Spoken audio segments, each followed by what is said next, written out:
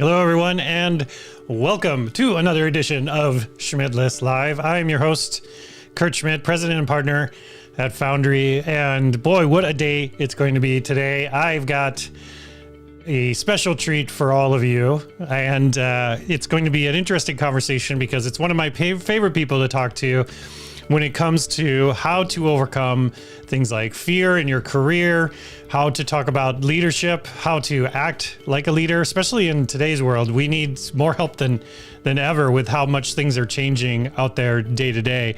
So before I get started, I do need to mention that we are hiring at Foundry. Check it out, foundrymakes.com/careers. Go and check out that. Yeah, we've been growing like crazy. It's been fun. And we're actually expanding the office. We're knocking down some walls, and it's going to be an interesting rest of the year. So we're looking for folks. Come and join us. We'd be happy to have you. With that, I want to jump in and talk to Jamie. Jamie, how are you today? Thank you for joining me. I'm great. Thanks for having me. It's always fun when I get a chance to chat with you, whether it's on air or off air. Yes, I agree. Well, and congratulations, you've finally done it. You've written the book that you've been wanting to do for a while. How was that process for you?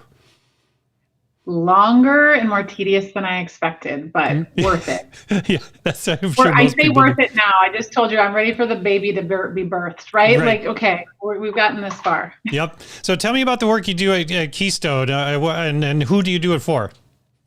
Yeah, so we are a professional services management consulting firm. We're boutique. So we work primarily in the small and mid-market on helping organizations really understand how to leverage the competitive advantage they have between their business strategy, their leadership, and their culture. Cool. And how do we pull all three of those together to make the biggest growth in the organization? That's great. And, what's the typical, I guess there's no typical, but is there a typical size of business that you really like to work with and what stage they're in?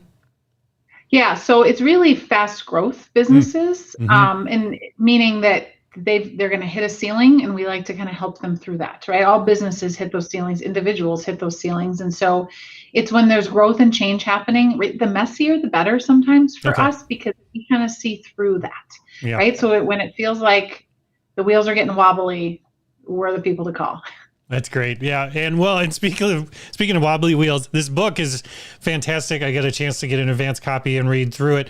So tell me, who is this book for? Who should be reading this book, do you feel? Other than, I think a lot of people should be reading this book, but who do you got in your mind's eye when you were writing this? Yeah. So I'll start with what I believe. So I believe that we do not have a midlife crisis. I believe we have in each kind of decade, and sometimes more frequently than that, call it the 7-year itch, call it the decade, kind of itch. We have these points where we feel stuck, where we reevaluate a lot. The last year has caused all of us to do that. This book is written for the people that are at those stuck points, whatever that means, personally, professionally. It really covers the gamut, and it's just a lot of good advice, wisdom. It's been part of my story and where I've been stuck. So it's for anybody that's ever felt that way, which is pretty well everyone who will admit it. Yep. Well, and it's exactly, everyone who admitted. There's I think there's a special take. I think what I really like is the use of your own personal stories weaved in throughout the book. I think it really helps kind of ground, sort of like, hey, if I felt this way, I'm sure you have, which I appreciate. Let's talk about that being stuck. Is it just that people are hitting a wall? Is it that they're hitting a change point and they can't make a decision? Where do you see most commonly where people have that? Where are they at when they're feeling stuck? There's fear present. And fear can show up in a lot of different ways. So I don't want to use just fear generically. Fear could be imposter syndrome. I'm not going to apply for that job at Foundry because I don't think I'm capable of it, right? Or I don't have the confidence. It can be, I don't want to leave this relationship because I'm fearful of what, I mean, there's a million things. And I give a lot of examples. And the reason, and thank you for the feedback on that, the reason I tell my stories in the book, and I tell a few other people's stories, is because my goal with this is to normalize that feeling for everyone. When you're going through it, when you're stuck, when you're struggling, it can feel like you're the only one that's ever dealt with this, or you're the only one that's dealing with it. But yet leaders in all aspects of their lives and careers, whether it's in your community, in your personal life and in the business, we all hit these plateaus or these stuck points, and there's nothing wrong with us because that happens. And that's really the goal of the book. Yeah. And I feel like it's more common than like you said, like people will admit, because, I think there is, back to your point about imposter syndrome, people might think that they're stuck because they've reached their capacity, right? Like they're like, I can't go any further. I'm not going to get any smarter. I'm not going to get any better at this. Do you feel that, I've seen it so many different ways manifest, right? Where I've seen people just kind of go off the rails a little bit, or people just shut down, and I think that's the scariest thing for me, because when people are off the rails, I can tell that's a cry for help. But if you just shut down, it's really hard. I mean, you use the word paralyzing in the book a few times, where it can feel like, why even get out of bed today? I'm just not feeling it. I mean, how did you power through some of those moments what were you leaning on in order to help you get through those paralyzing moments? Yeah, there's a lot of examples in the book of, things to help you get through, a question. And I still have it, right? I had a morning this morning. I mean, it's normal. It's like, and you get anxiety and there's things going on and you're questioning every decision you've made, and we all go through it. But the question, there's a couple of things right now that's helping me that I'll kind of give as advice. Is the first one is, I think to myself, what is this preparing me for? So instead of why is this happening to me, I think about it as there's got to be something it's preparing me for, right? So I'm having this tough time because if you think about it, to go through the tough stuff is where, I give examples of resistance training, right? Strength training. It's where the muscle's built.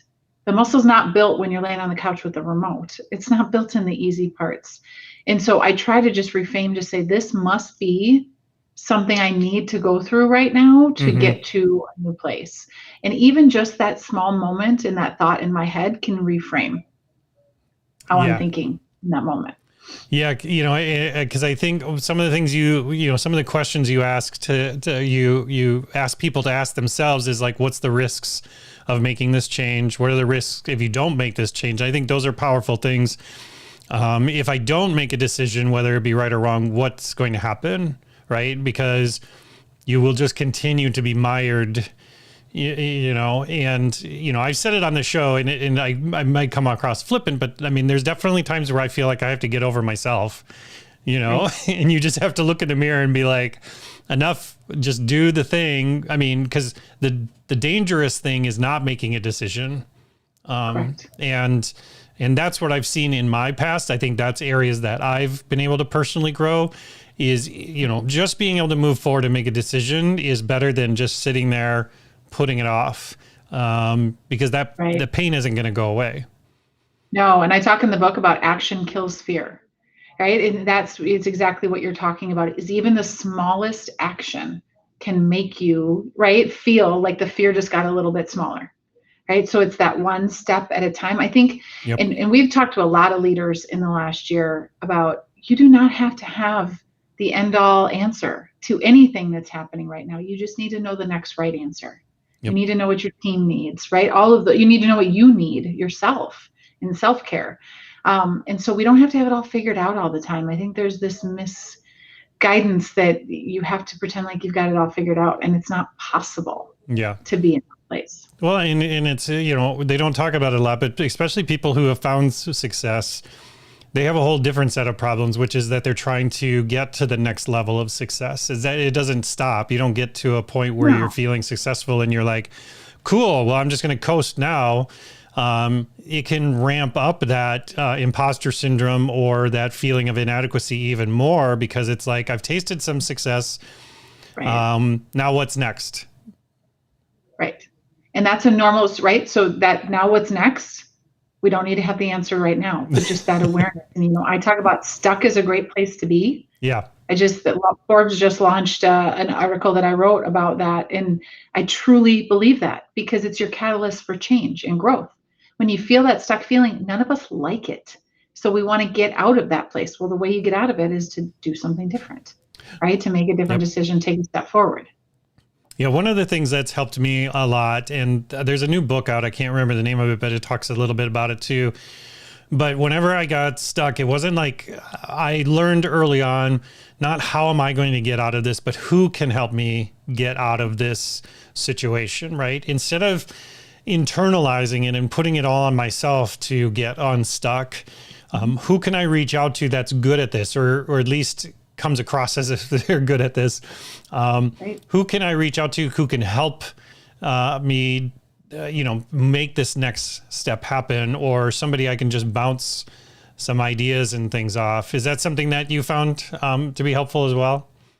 Absolutely. I can think of specific points in my career where I was building the business and I just needed, right? I was stuck in this place and I was scared of like making a change or doing something. And it's just having somebody to talk through because they give you a different perspective. Mm-hmm.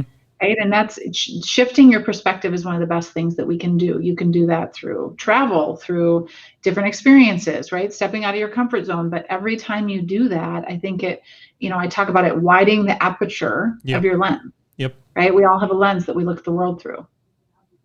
Yeah. Because one of the things you also mentioned is like holding on too tight, which I think is, again, back to that idea of you're going to fix everything yourself.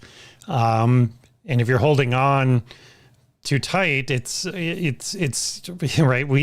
You can smother the things you love, right? Right.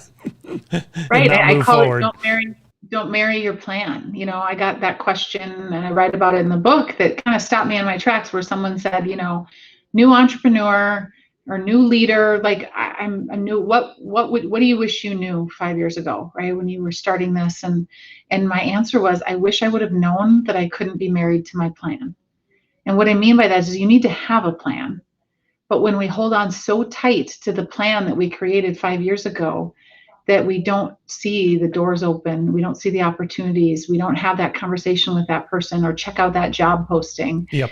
We're so married to what we said we were going to do, we don't allow it to adjust, and it has to. Yeah, no, I definitely, again, it sounds cliche to talk about the journey versus the destination, but it's okay to have a destination. It's just, like you said, it's not something you need to be married to. Right.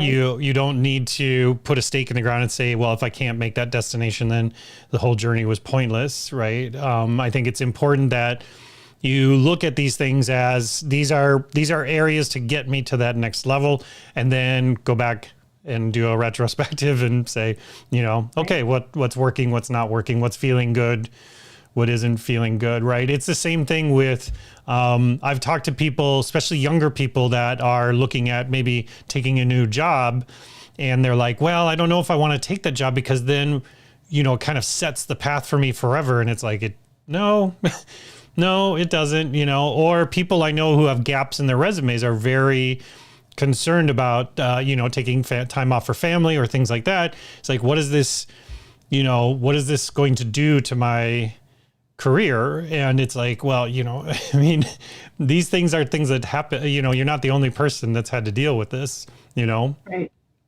Right. And I talk about, there's a lot of people that deal with that, right? About the person that got an accounting degree and believes they have to be in accounting for the rest of their life. And that's not what it's meant to be, right? It's meant to be, how does that help you get closer to your passion and help you, right, do impactful work? But it has to change and adjust. And part of the book is really, and the podcast that I've done for 3 years is telling people's journeys. Because if anyone thinks your journey and my journey was a straight line up a ladder, they're wrong. Most zigzag, right? Most zigzaggy thing. I'm fascinated by stories because most successful people have been on a jungle gym instead of a ladder. Yep. Right? They've done all sorts of things. Yeah, you talk about it in the book about this definition of success, right? It's like, oh, I have the house and I have the car and all these different things. It's like these things that we learn from peers or family on what equates success, can be pretty dangerous in some cases, right? It can really throw you for a loop if you don't feel like I am heading down that exact path. And so, I guess it goes back to like what you were saying. I mean, what are some of those ways I can reframe that conversation with myself, Jamie?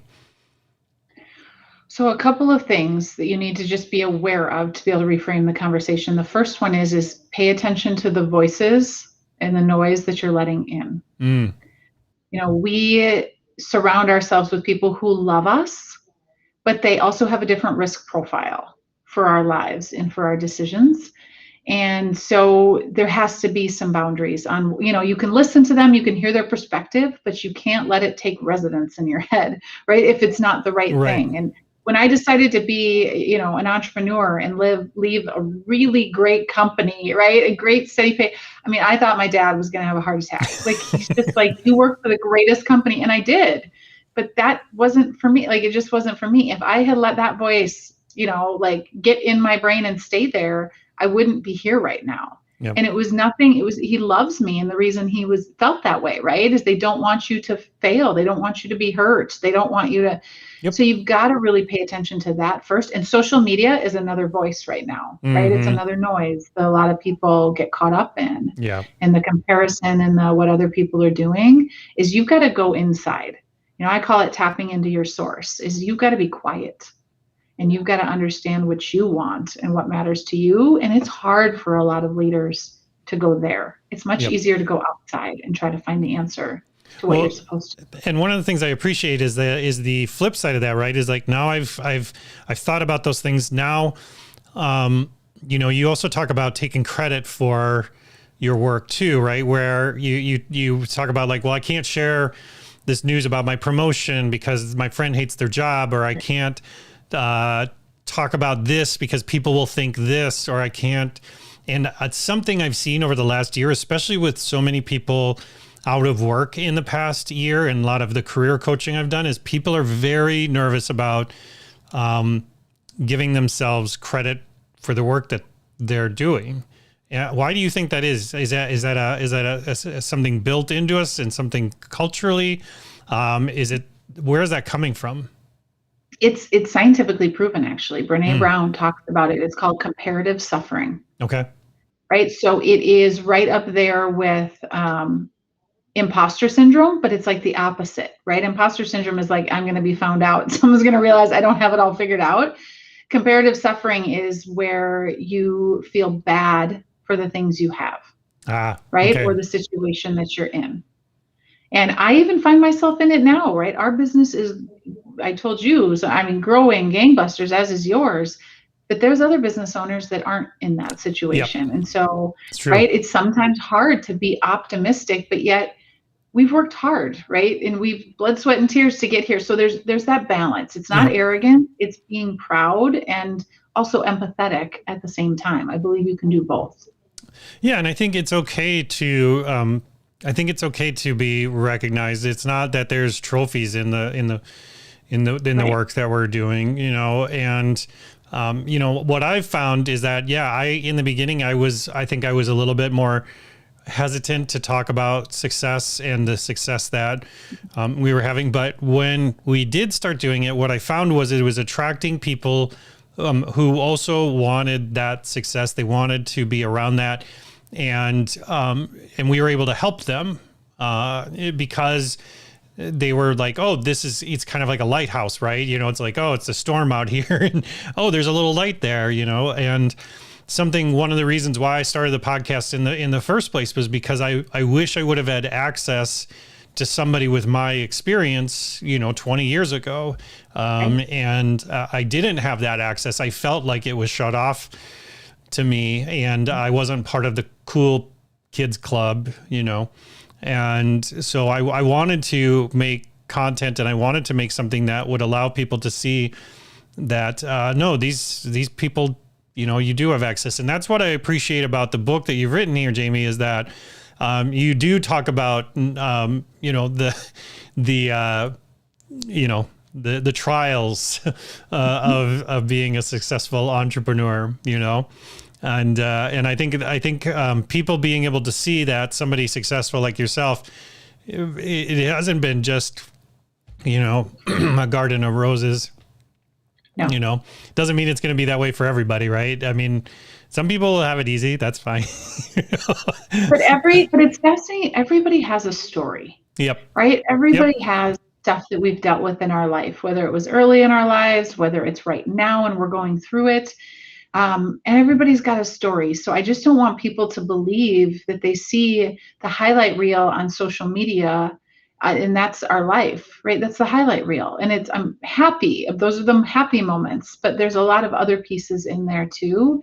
Yeah. If you want to feel good about yourself, read the book and hear my stories and we've all dealt with different things. And mine isn't even as dramatic as many people I know.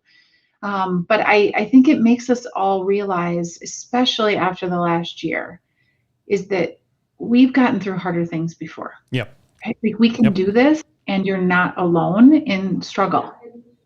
Yeah, right? one of the It's what things you makes talk us about stronger. making that first step is about, and it's actually great advice because I've given it myself, which is progress over perfection, right? I think there is many people out there who think that if it isn't up to whatever imaginary standards I'm making up in my head, it's not progress. Talk to me a little bit about that and how you process that statement. Well, I'm a recovering perfectionist, so I've been working on it for about 7 years. It's a 12-step But program. it is a 12-step program. Yeah, it's a long road, but it's just, and I still feel it creep up every now and then, right? There's no like fix. It's just, it's better some days than others. And when I talk about, I'm really speaking to myself when I say progress over perfection is being an entrepreneur, right? The whole not marrying your plan is the only way the business grows. The only way I've grown as a leader is to just figure it out as we go along, and we're never going to have it fully figured out. Right. Like the 80-20 rule, right? You've got to keep moving, because I see, and you probably see it too, people that are kind of stagnant and they're paralyzed where they're at because there's that fear of taking a step forward, Yep. when really the biggest fear should be being in the same place Yep. 6 months or a year from now.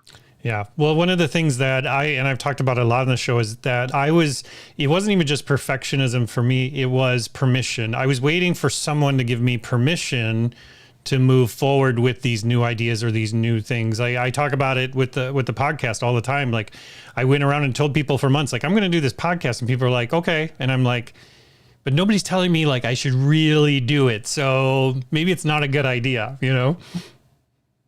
And part of that's leadership. Mm. I really do. Leadership that we've learned from is leadership that empowers us to figure it out, right? To make the decision, and maybe Yep. it wasn't right on and we have to adjust. And I think that's important for leaders to realize that that's an impact they have, whether it's positive or negative. Yeah. That's the impact they have on their people.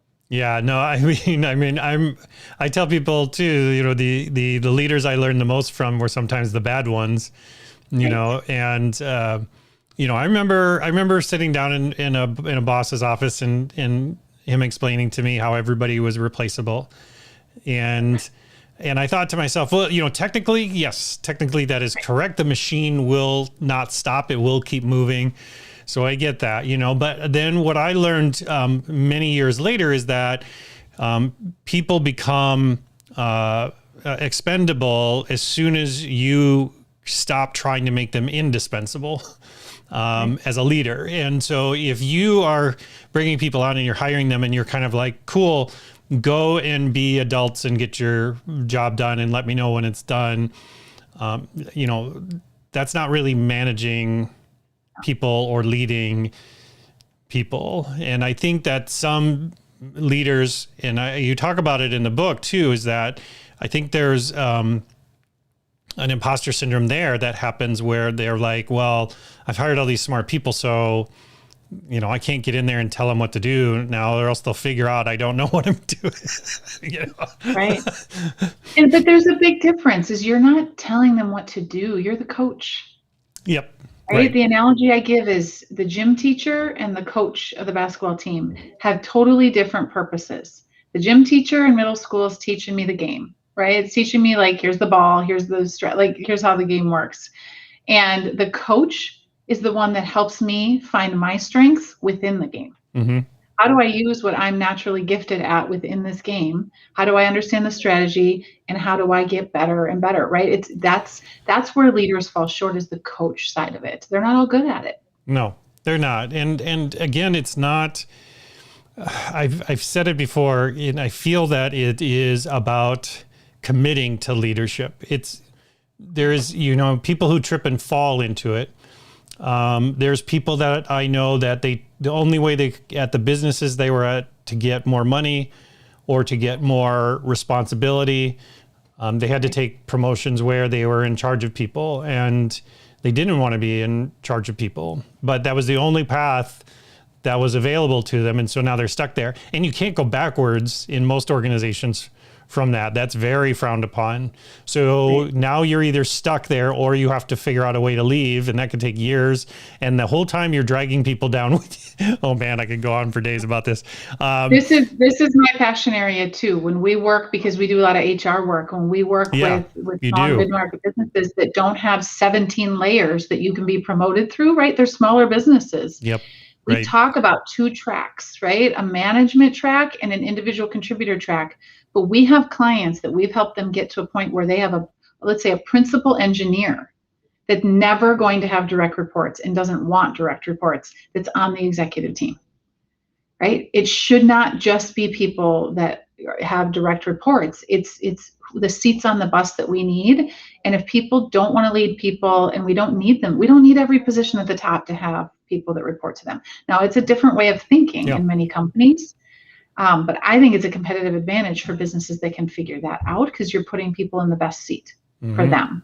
Yep. And I think you also talk about in the book, not just being so inwardly focused or insular, but also doing things like going out and mentoring people in the industry, volunteering, those types of things too, because that's another thing where I've seen where a leader can kind of stunt in their growth, is that they just focus on what's in front of them, their team and the business that they're a part of.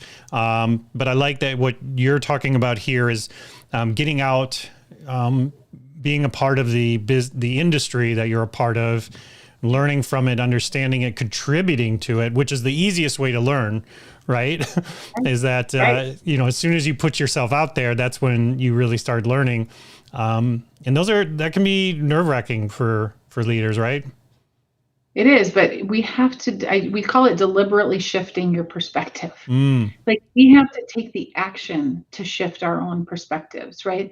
A lot of us in Minneapolis in the last year, right? We have had to think about things differently and shift maybe the biases and the beliefs that we've had since we were kids. It's not that something is wrong with us. It's that we've shifted our perspective. And for leaders that don't, I think their lens stays pretty narrow. Right? We don't widen the aperture. They don't see other things, I think, that make them better leaders. So there's something in it for them. But you've got to be deliberate about it. You can't wait for something to come to you.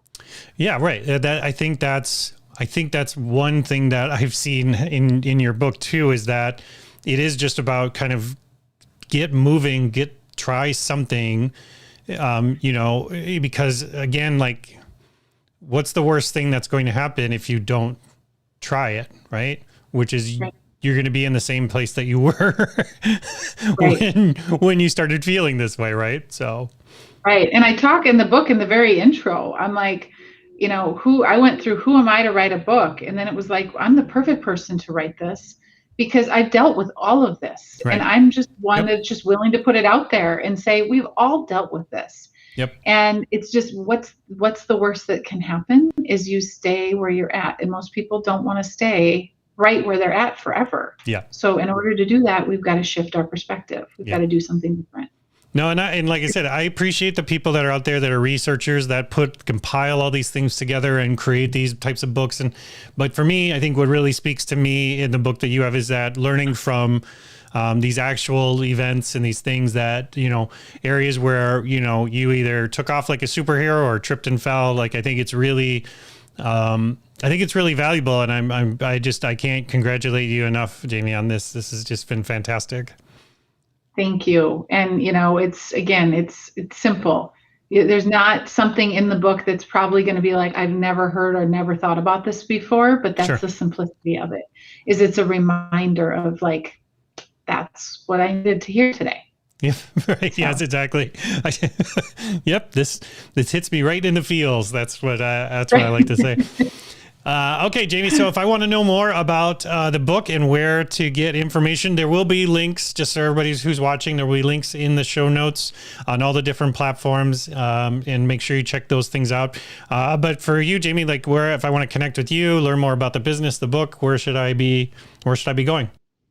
Yeah, for sure. Connect with me on LinkedIn, Jaime Taets. The book is in pre-order right now. It'll be coming out this summer. So you can go order your pre-order and get your personalized signed copy at jaimetaets.com. And it's a funky spelling, so I don't spell it like everybody else does. It's JAIMETAETS, jaimetaets.com. That's the best way to kind of find out a little bit more about me. It links to our business site as well, so people can check out what we do, if there's anything we could ever do to help anybody who's listening. And thank you for having me and for talking about this. It's a labor of love, and I appreciate you being a support. Oh, yes. No, anything Jaime does, I'm there. So, all she has to do is just wave her hand and I'll be right there. So I appreciate it, Jaime. Thank you for taking the time today. Thanks for having me. All right, everyone. Thank you for joining me today and Jaime. Make sure you go and check out that book. I'm not joking. It is really something else. And I really appreciate people that put not only their information, but their heart and soul into their work. And that's Jaime through and through. Before I go, yes, that's right. We're hiring. Did I mention that earlier? Yes, I did. And do I mention it again? Yes, I am mentioning it again. Thank you very much. So check it out, foundrymakes.com/careers. Thank you for taking the time. We will see you on the next live show this Thursday. See you then.